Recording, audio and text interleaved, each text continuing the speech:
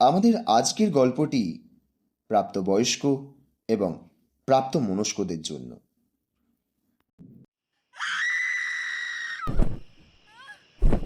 রক্তের সাথে মাতোয়ারা চন্দ্রিমা বাচ্চা মেয়েটিকে হাতে ধরে তার নরম মাংস ভেদ করে গরম রক্ত পান করে চলেছে। ও জানে না এমনভাবে কতক্ষণ কেটে গেল। তবে এইবার চন্দ্রিমার যেন জ্ঞান ফিরল। বাচ্চা মেয়েটির নিথর মৃতদেহ নিজের দু হাতের মাঝে ঝুলতে দেখে চন্দ্রিমা ভীষণ ভয় পেয়ে যায়। ও তাড়াতাড়ি ওকে ছেড়ে কোনো রকমে দৌড়ে ফিরে আসে নিজের কোয়ার্টারে। ওর সারা শরীর, সারা মুখ ভেসে যাচ্ছে রক্তে। চন্দ্রিমা ভীষণ রকম হাঁপাচ্ছে, তবে কষ্টে না, এক উন্মাদ করা উত্তেজনায়। প্রথমবার চন্দ্রিমা গরম রক্তের স্বাদ পেয়েছে। পরের দিন ভোরবেলায় অনেক চিৎকার চেঁচামেচিতে ঘুম ভাঙে চন্দ্রিমা। বিছানা থেকে উঠে জানলার পাশে গিয়ে চন্দ্রিমা দেখে সেই বাচ্চা মেয়েটিকে ঘিরে সবাই দাঁড়িয়ে রয়েছে। ফুটফুটে বাচ্চা মেয়েটাকে অন্ধকার ঘরের আড়াল থেকে রক্তশূন্য অবস্থায় দেখে চন্দ্রিমা। চোখ থেকে জল বেরিয়ে আসে, হাউমাউ করে কাঁদতে থাকে চন্দ্রিমা। কিন্তু কিছুই যে ওর আর করার নেই। তবে হঠাৎ চন্দ্রিমার নজরে পড়ে ভিড়ে দাঁড়িয়ে থাকা অনেকেই ভয়ে ভয়ে ওর কোয়ার্টারের দিকে আঙুল তুলে কিছু দেখাচ্ছে। চন্দ্রিমা তৎক্ষণাৎ সরে যায় ওখান থেকে। খানিকক্ষণ পর হঠাৎ চন্দ্রিমার ঘরের দরজায় ধাক্কা পড়ে। চন্দ্রিমা দরজা খুলতেই ও ভীষণ অবাক হয়ে যায়। ফ্যাক্টরির যত লেবার, সাথে জিতু ভাইয়ের স্ত্রী ওর দরজার সামনে এসে উপস্থিত হয়েছে। ওরা সবাই হাঁটু গেড়ে চন্দ্রিমার সামনে বসে আছে। সবারই মুখে ভীষণ ভয়। এমন সময় ওদের মধ্যে থেকে এক বৃদ্ধ ধীরে ধীরে বলতে থাকে, আমাদের মারবেন না, আমাদের মারবেন না, দয়া করুন, দয়া করুন। আপনার এখন অনেক শক্তি, আপনি এখন রক্তের নেশাতে মত্ত। আপনাকে কেউ কখনো মারতে পারবে না। আপনি আপনি আমাদের দেবী। আমরা আপনাকে পুজো করব, আপনার উপাসনা করব, আপনার সব কথা শুনব। কিন্তু আমাদের ছেড়ে দিন। এই কোম্পানি নিয়ে নিন, আপনি সব কিছু নিয়ে নিন, কিন্তু আমাদের আমাদের পরিবার, সন্তান সবাইকে ছেড়ে দিন।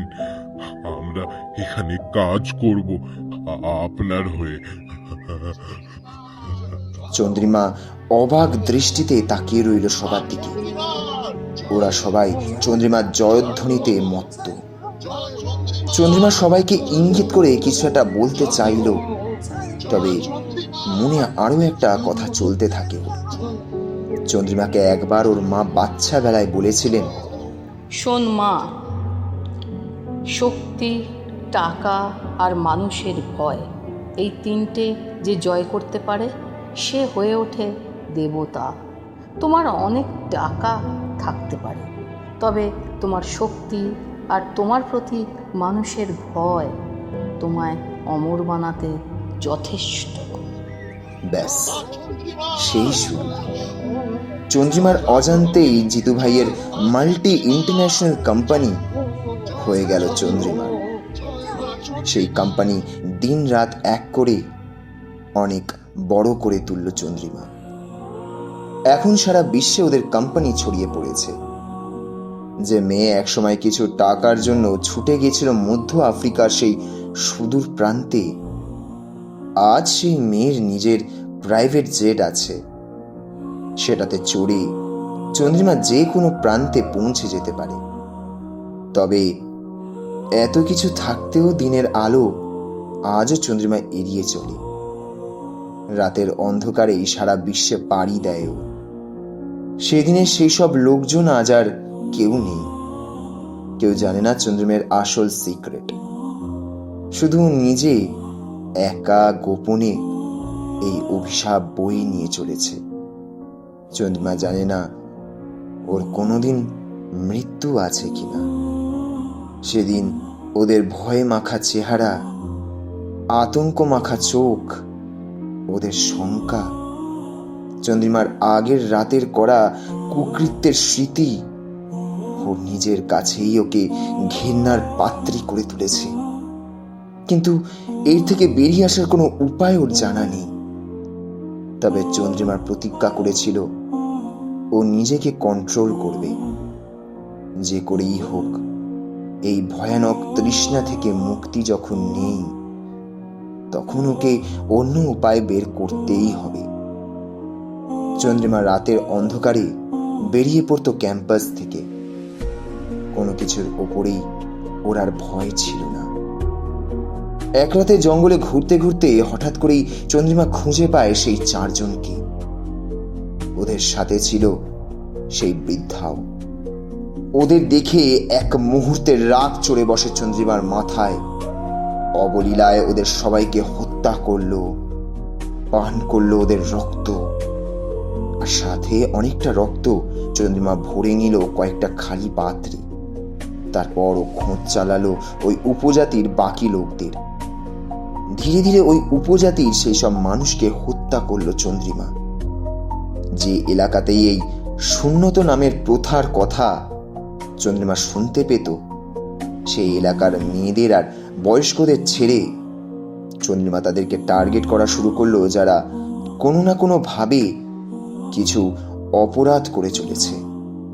তবে হঠাৎ একদিন রাতে বেরোবার সময় চন্দ্রিমা দেখল ওর দরজার কাছে বসে আছে কোম্পানির লেবারদের বুড়ো সর্দার।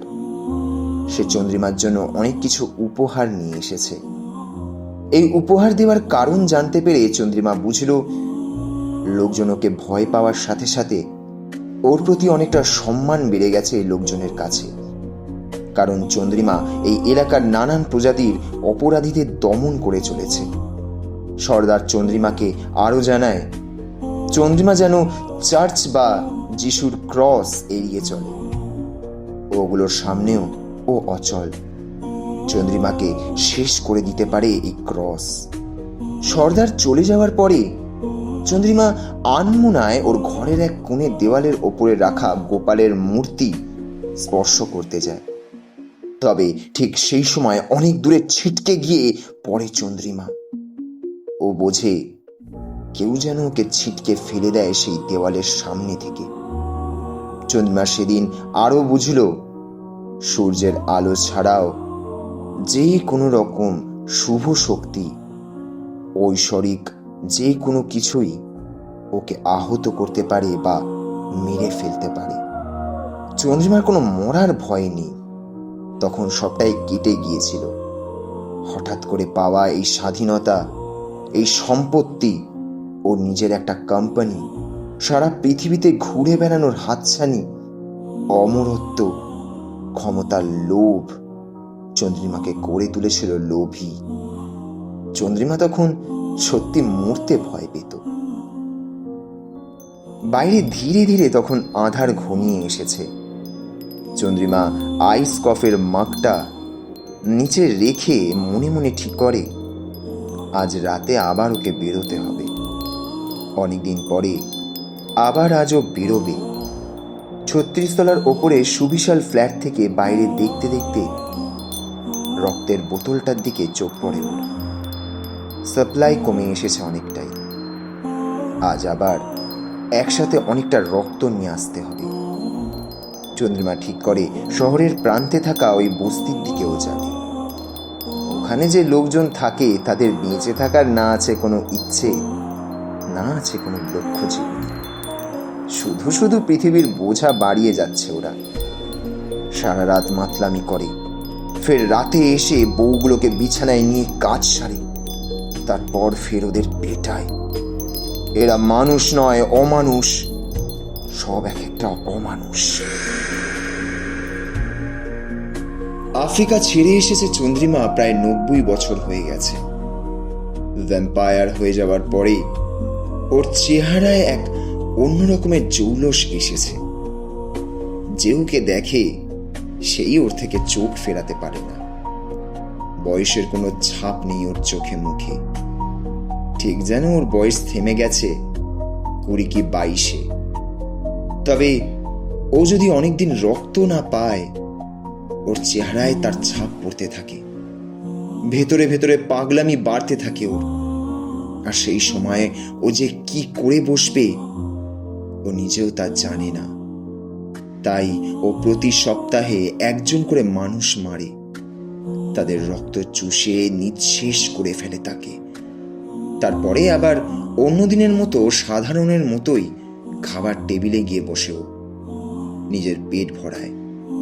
তবে সেই সব কিছু খাবারের মধ্যেও বোতল থেকে জমিয়ে রাখা রক্ত থেকে কয়েক ফোঁটা করে মিশিয়ে নেয়। এই রক্তের গন্ধটুকু না পেলে মনটা অস্থির হয়ে উঠতে থাকে চন্দ্রিমার। নিজের শহরে ফিরে আসার পরে পুরনো সব লোকজনের খোঁজ খবর নিয়েছিল চন্দ্রিমা। কেউ জানে না তাদের কি হয়েছে। মা বাবা অনেক আগেই মারা গিয়েছে। পুরনো পাড়াটা যেখানে ছিল সেখানে তখন বিশাল বিশাল সব ফ্ল্যাট। রক্তিম ওর এক সময়ের প্রেম, তার খবর নেই কোনো। কেউ জানেই না তার কোনো অস্তিত্ব। তবে এতে সুবিধেই হয়েছে চন্দ্রিমার। নতুন করে সব পরিচয়পত্র বানায় যাতে কেউ সন্দেহ না করতে পারে ওকে। এইভাবেই শেষ 90 বছরে ও প্রায় সারা পৃথিবী জোড়া ব্যবসা শুরু করেছে। আর সব জায়গাতেই নিজের একটা করে বাড়ি বা জমি কিনে রেখেছে। প্রত্যেক 20 বছর অন্তর ও সরকারি খাতায় কলমে নিজেকে মেরে ফেলে। তারপর নতুন করে সব পরিচয়পত্র তৈরি করায়। মাঝে মাঝে ওকে হ্যাকারদের সাহায্য নিতে হয় তার জন্য। তবে কাজ শেষ হলে তারা ওর তৃষ্ণার শিকার হয়। মাঝে মাঝে রক্তিমের জন্য মনটা কেমন হু হু করে ওঠে চন্দ্রিমার, কিন্তু কিছুই করতে পারে না ও। ভালোবাসতে চাইলেও সেই ভালোবাসা বা প্রেম ও কারুর কাছে চায় না। কে জানে কোন দুর্বল মুহূর্তে ভালোবাসা সেই মানুষটাকেই হয়তো নিজের হাতে শেষ করে দেবে চন্দ্রিমা। তাই ও রাতের অন্ধকারে ঘুরে বেড়ায় একা একা, ক্লাবে, বিভিন্ন পার্টিতে। সেখানে কাউকে পছন্দ হলে সম্মোহনের ফাঁদে ফেলে টেনে নিয়ে আসে তাকে নিজের কাছে। শরীরের খিদে মিটিয়ে শেষ করে দেয় তাকেও। আমরা প্রত্যেকেই সমাজবদ্ধ জীব। নিজেদের একটা গোষ্ঠীর মধ্যে মানুষ বা জীবকুল থাকতে পছন্দ করে। সেই একই নিয়মে কিছুদিন পরেই চন্দ্রিমা ভীষণ একা হয়ে পড়ে। সবাই ওকে ভয় পায়, না হলে এড়িয়ে চলে। সেটা ওর ভালো লাগে না। সবাই আশেপাশে থেকেও কিরণ যেন একা হয়ে ওঠেও। কিন্তু এটাও ঠিক, ও অন্যদের মধ্যে এই অভিশাপ বা আশীর্বাদ দিতে চায়নি কখনো। তখনও নিজের বেশ কয়েকজন শিকারের রক্তপান করতে করতে জিজ্ঞেস করত সেও ওর মতো হতে চায় কিনা। ও ভ্যাম্পায়ার সম্বন্ধে যা জানতো সব আগে থেকে বলে দিত ওদের। সব জানার পরে যারা ওর কথায় সায় দিত তাদের মধ্যে থেকে কয়েকজনকে ও নিজের মতো করে তৈরি করে। তাদের সংখ্যা বেশ কম, তবুও নয় নয় করে সারা পৃথিবীতে এই 150 বছরে ওদের সংখ্যা এখন 100। এর মধ্যে এই শহরেই ও সব থেকে বেশি ভ্যাম্পায়ার তৈরি করেছে, 25 জন। সবাই ওর ইশারাতে কাজ করে। চন্দ্রিমাকে নিজেদের লিডার মনে করে। সবাই বিভিন্ন জায়গায় ভালো কোম্পানিতে চাকরি করছে বা ব্যবসা করে। কিন্তু গত 30 বছরে হঠাৎ করেই একটা ঘটনা ঘটে চলেছে এই শহরে। কেউ বা অন্য কোনো গোষ্ঠী জানতে পেরে গেছে ওদের সম্বন্ধে। আর সে বা তারা একে একে সব ভ্যাম্পায়ারদের শেষ করে দিচ্ছে। আর আশ্চর্যের ব্যাপার, এই ঘটনা ঘটে চলেছে পূর্ণিমার রাতগুলোতে। এখন এই শহরে শুধুমাত্র দুজন ভ্যাম্পায়ার, চন্দ্রিমা আর একজন রয়েছে যার নাম সৃজন। আজ রাতে চন্দ্রিমার সৃজনের সাথে দেখা করার কথা। সৃজন কোনো কিছু একটা জানতে পেরেছে। সেদিন রাতেও ছিল পূর্ণিমা, সেদিনের মতো একটা পূর্ণিমা। আবার চাঁদ আসবে পৃথিবীর খুব কাছে। চন্দ্রিমার মাথায় হঠাৎ একটা সম্ভাবনার কথা ভেসে ওঠে, কিন্তু এটা আদৌ কি সম্ভব?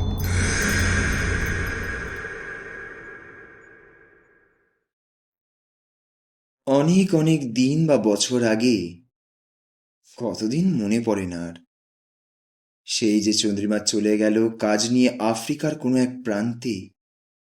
সেই সময়ের কথা এটা। চন্দ্রিমার সাথে কত স্বপ্ন দেখেছিল রক্তিম। ওকে নিয়ে ছোট্ট একটা ঘর বাঁধার আশা, নতুন জীবন শুরু করার গল্প লিখতে শুরু করেছিল। তখন ছোট একটা ব্যবসা করত রক্তিম। তখনকার অবস্থা বেশ অন্যরকম ছিল। লোকজনের কাছে চাকরি নেই, কোম্পানিগুলো চাকরি দিতে চাইতো না। নতুন চাকরি হবে কি করে? কোনো কোম্পানি নতুনভাবে কিছু শুরুই করতে পারছিল না। তবে এটা কার অক্ষমতা? আমাদের মতো ছেলে মেয়েদের? না, ট্যালেন্ট তখনও ছিল ওদের মধ্যে, কিন্তু তখন পুরো দেশ পাশের কোনো এক দেশের সাথে একটা না হওয়া যুদ্ধের আলোচনায় মেতে উঠেছিল। আর সাথে ছিল ধর্ম নিয়ে বাড়াবাড়ি।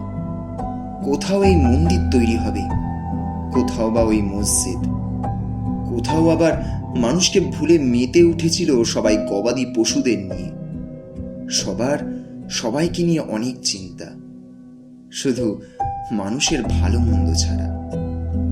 আর ছিল পুঁজিবাদীদের বিভিন্নভাবে টাকা বের করে নেওয়ার প্ল্যান। কখনো ক্রিকেট, তো কখনো ফুটবল, তো কখনো অনলাইনে সেল, আবার কখনো সোশ্যাল মিডিয়া। আর কিছু না থাকলে সবার সেরা টাইম পাস ধর্ম নিয়ে মাতামাতি।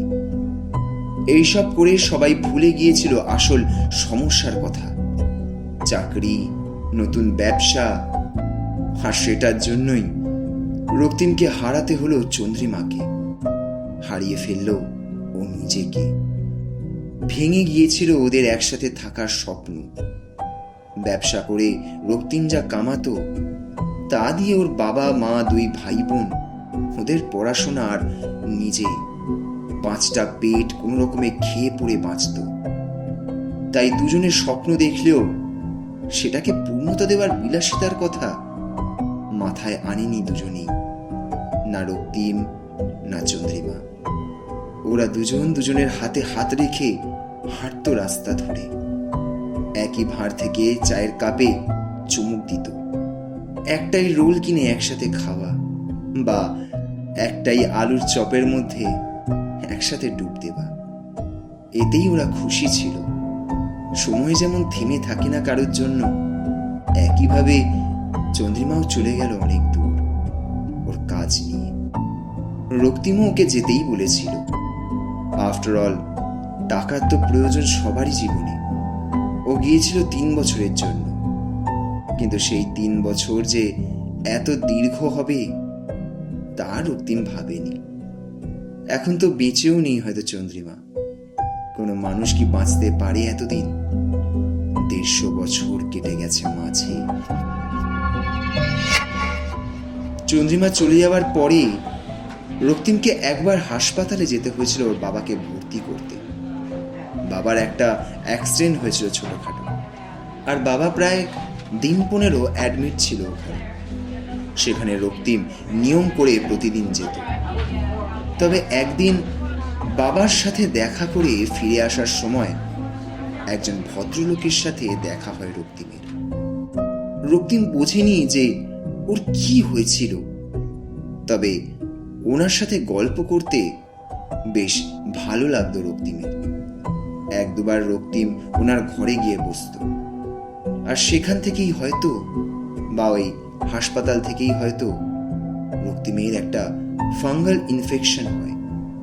প্রথমে কিছুই বোঝা যায়নি, তবে মাসখানেক পরে ওর প্রচন্ড মাথা ব্যথা করতে শুরু করে দেয়, আর সাথে অসহ্য জ্বালা। শরীরের ভেতরে সবসময় মনে হতো কিছু যেন পুড়ছে। হাসপাতালের ডাক্তাররা অনেক টেস্ট করলো। রক্তিমকে ওনারা প্রত্যেক দিন জিজ্ঞেস করত কোথায় কোথায় ও গেছে। রক্তিম ডাক্তারদের খুলে সবকিছু বলে। কয়েকদিন আগে যখন ওর বাবা হাসপাতালে ভর্তি হয়েছিল, তখন ওই হাসপাতালেরই 4 তলায় 45 নম্বর রুমের একটি ভদ্রলোকের সাথে রক্তিমের বেশ ভালো বন্ধুত্ব হয়। রক্তিম নিয়মিত প্রত্যেক দিন ওনার সাথে দেখা করতে যেত। এই কথা শুনে ডাক্তাররা হঠাৎ নিজেদের মধ্যে কিছু কথা বলা শুরু করে। রক্তিমকে কিছুক্ষণ বাইরে বসতে বলেন ওনারা। তার খানিকক্ষণ পর রক্তিমকে ভেতরে আসতে বলেন ওনারা। আপনার মনে হয় একটা ফাঙ্গাল ইনফেকশন হয়েছে, নাম কানাডাস অরি, আর এটা আপনার শরীরের ব্লাড স্ট্রিমে ঘুরে বেড়াচ্ছে এখন। আর কিছু টেস্ট করতে হবে আমাদের, তবে এই বিষয়ে আমরা আর কিছু জানতে পারবো। ওরা আরো কিছু টেস্ট করলো রক্তিমের। টেস্ট করার পরে এটাই কনফার্ম করলো। রক্তিমকে এটাও জানালো এই রোগের কোনো চিকিৎসা আপাতত মেডিকেল সায়েন্সে নেই, আর যারা এই রোগে আক্রান্ত তাদের 60 থেকে 70% লোকজনই 90 দিনের মধ্যেই মারা যায়। আর আক্রান্ত পেশেন্ট যা যা ব্যবহার করে, যাদের সাথে ওঠা বসা করে, সেগুলো থেকে অন্যদেরও এটা হতে পারে। রক্তিম ভয় পেয়ে গেল ভীষণ। নিজের জন্য নয়, কিন্তু বাবা মা ভাই বোন ওদের জন্য। রক্তিম নিজেও একটু পড়াশোনা করলো এই রোগটার বিষয়ে, তবে রক্তিম যা জানলো তাতে ও আরো ভয় পেয়ে গেল। ও ঠিক করলো চলে যাবে ও সবাইকে ছেড়ে, চলে যাবে লোকালয় ছেড়ে। ওর জন্য অন্য কেউ কেনই বা মরবে কিংবা ইনফেক্টেড হবে। রক্তিম বাড়িতে জানালো ব্যবসার কাজে কয়েক মাস বাইরে যেতে হবে ওকে। কিছু জামা কাপড় নিয়ে রক্তিম বেরিয়ে এসেছিল বাড়ি থেকে। লোকালয় থেকে দূরে একটা জঙ্গলে গিয়ে থাকতে শুরু করলো। একা একা, শুধু হিংস্র জীবজন্তুর ভয় ছিল।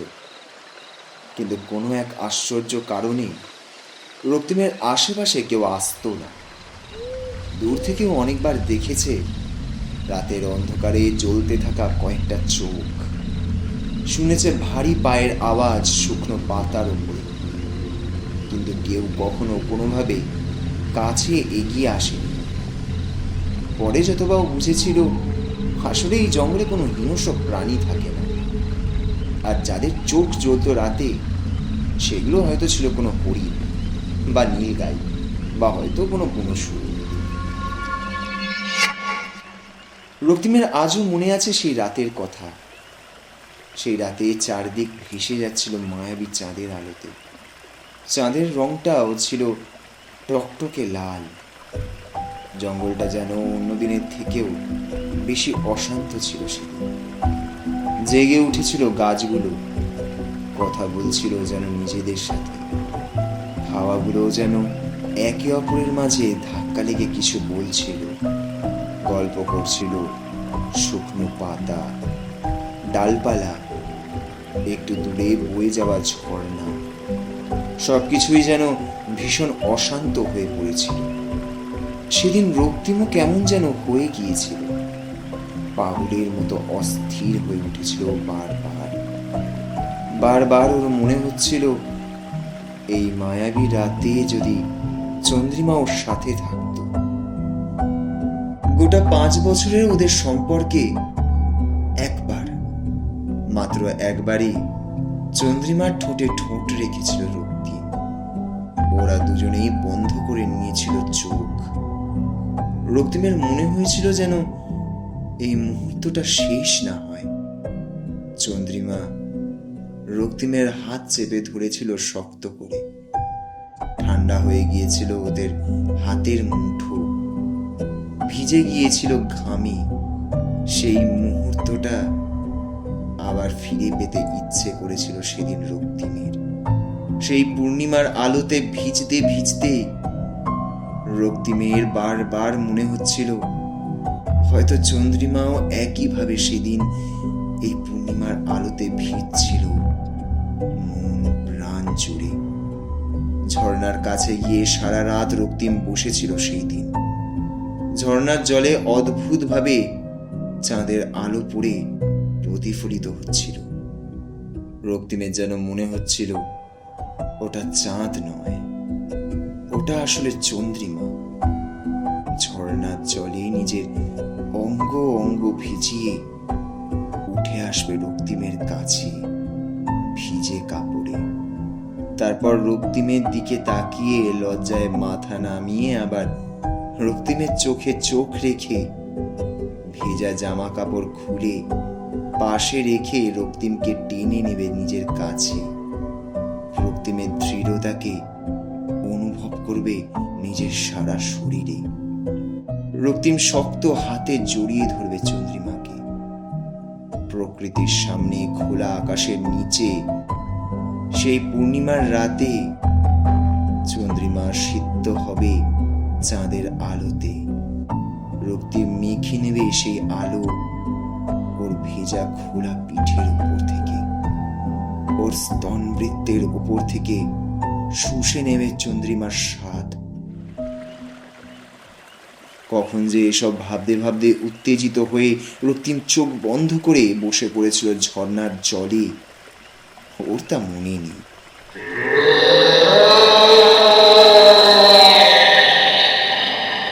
তবে হঠাৎ একটা চিৎকার শুনতে পায় রক্তিম।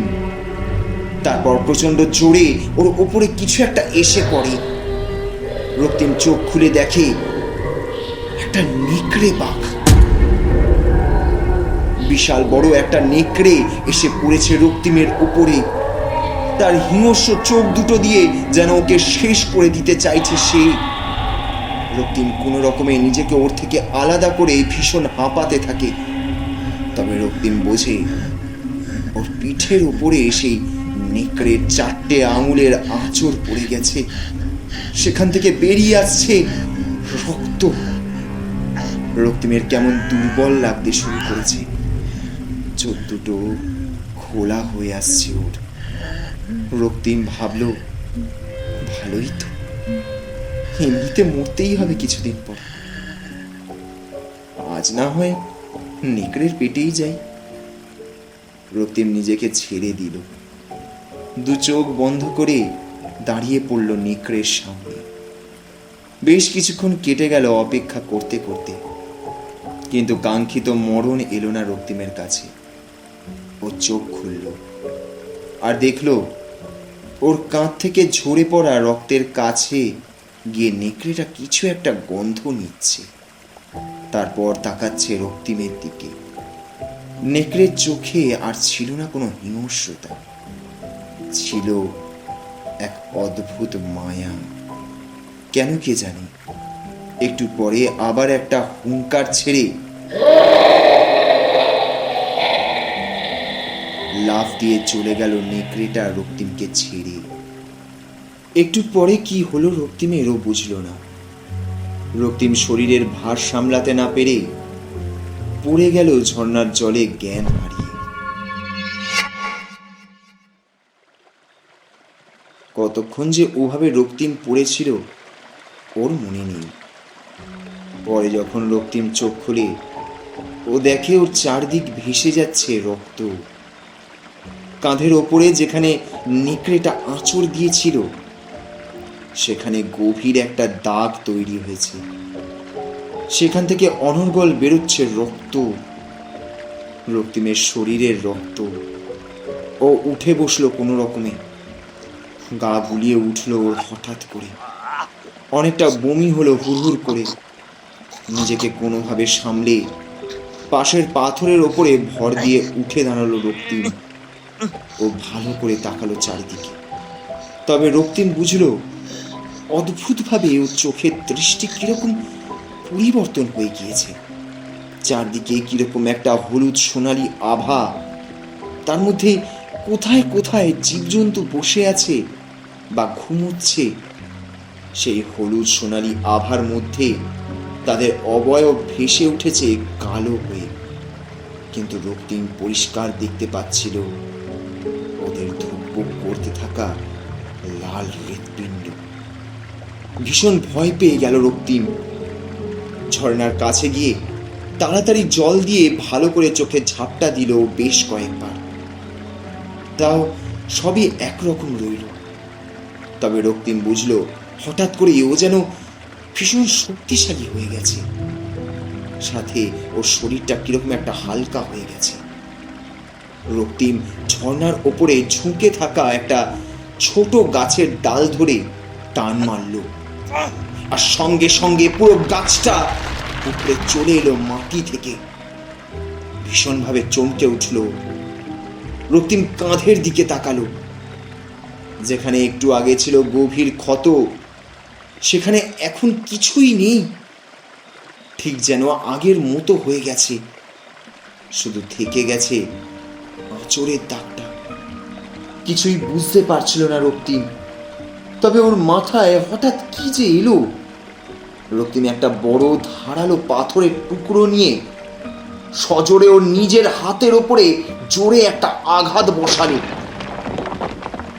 কেটে ফেললো হাতের বেশ কিছুটা অংশ। রক্তিম বুঝলো আঘাতটা বেশ জোরেই হয়ে গেছে। চামড়া কেটে ভেতর থেকে মাংস বেরিয়ে ঝুলছে, কিন্তু আশ্চর্যের বিষয় রক্তিমের ব্যথা লাগলো না।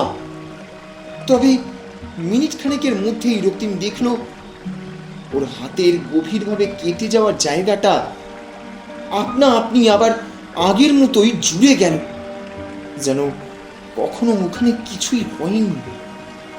রক্তিম শারীরিক দিক থেকেও অনেক বেশি সুস্থ অনুভব করছিল, কিন্তু কিছুতেই ওর মাথা ঠিকভাবে কাজ করছিল না। রক্তিমের ভীষণ খিদে পেয়েছিল। ওর মনে হচ্ছিল যেন কত জন্ম রক্তিম কিছু খায়নি। রক্তিম নিজের হলদেটে দৃষ্টি দিয়ে দেখতে পেল একটা হরিণ ঘুমোচ্ছে ঝর্ণার অপর প্রান্তে। ও সঙ্গে সঙ্গে লাফ দিল একটা। এক লাফে প্রায় 25 ফুট অতিক্রম করলো রক্তিম। ওর ঠিক সামনেই হরিণটা। ভীষণ ভয়ে ঘুম ভেঙে গিয়েছিল ওর। হরিণটা কোনো কিছু বোঝার আগেই রক্তিম ওর ঘাড়টা ধরে মুচকে দিল। সঙ্গে সঙ্গে ঘাড়টা শরীর থেকে আলাদা হয়ে উঠে আসে রক্তিমের হাতে। কাঁচা মাংসের গন্ধ আর রক্তের তেষ্টায় রক্তিমের খিদে যেন আরো বেড়ে গেল।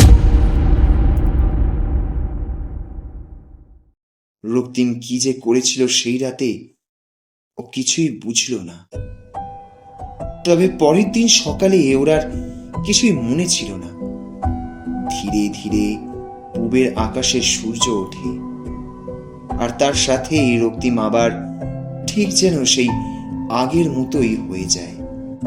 ওর ক্ষমতা, ওর শক্তি এক নিমেষেই শেষ হয়ে যায়। জ্ঞান হারিয়ে পড়ে যায় রক্তিম ঝর্ণার ধারে। বিকেলে চোখ খুলতে রক্তিম দেখতে পায় ওর চারদিকে শুধু চাপ চাপ ঘন রক্ত, আর তার সাথে টুকরো হয়ে থাকা মাংসের ছোট ছোট টুকরো পড়ে রয়েছে। আর ওর থেকে একটু দূরে হরিণের কাটা মাথাটা, তার বিস্ফারিত মৃত সাদা ফ্যাকাশে চোখ হাঁ করে দেখছে রক্তিমের দিকে। রক্তিমের পরনের জামা কাপড়গুলো ছিঁড়ে গিয়েছিল বিভিন্ন জায়গাতে, কোনো রকমে উঠে আসে ওখান থেকে। তারপরের একটা মাস কেটে যায় কোনো ঘটনা বা দুর্ঘটনা ছাড়াই। তবে রক্তিম একটা ব্যাপার লক্ষ্য করেছিল, বনের জীবজন্তু এখন ওকে দেখে সমীহ করে। আগে ওরা রক্তিমের থেকে দূরে দূরে থাকতো, তবে এখন রক্তিমকে দেখলে ওরা সবাই যেন চুপ করে যায়, যেন সম্মান দেখিয়ে ওকে বলতে চায় এখনো রক্তিমই পৃথিবীর অন্যান্য জীবজন্তু সবার থেকে আলাদা, যার জায়গা সাধারণ সমাজে আর নেই।